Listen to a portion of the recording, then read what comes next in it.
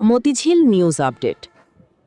কার্যকরী সভাপতি আলতাফ হোসেন শরীফ ও সাধারণ সম্পাদক ইমরান হোসেনের নেতৃত্বে শহীদ রাষ্ট্রপতি জিয়াউর রহমান বীর উত্তমের ৪৫তম শাহাদাত বার্ষিকী উপলক্ষে আইসিডি শ্রমিক ইউনিয়ন সিবিএর উদ্যোগে দোয়া, মিলাদ মাহফিল ও তবারক বিতরণ অনুষ্ঠিত হয়েছে।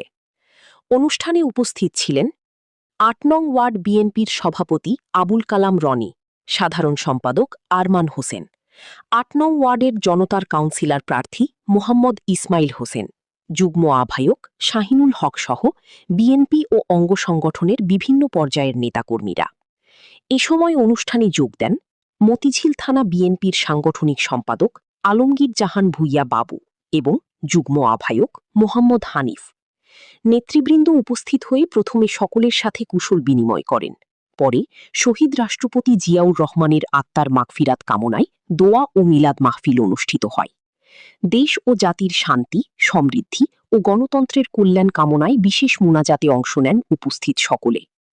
দোয়া মাহফিল শেষে নেতাকর্মীদের মাঝে তবারক বিতরণ করা হয়। পুরো অনুষ্ঠান জুড়ে ছিল শ্রদ্ধা, ভালোবাসা ও দলীয় সম্প্রীতির এক আন্তরিক পরিবেশ। বিস্তারিত দেখুন। মতিঝিল নিউজের ক্যামেরায় ছিলেন আবরার আহমেদ রফি।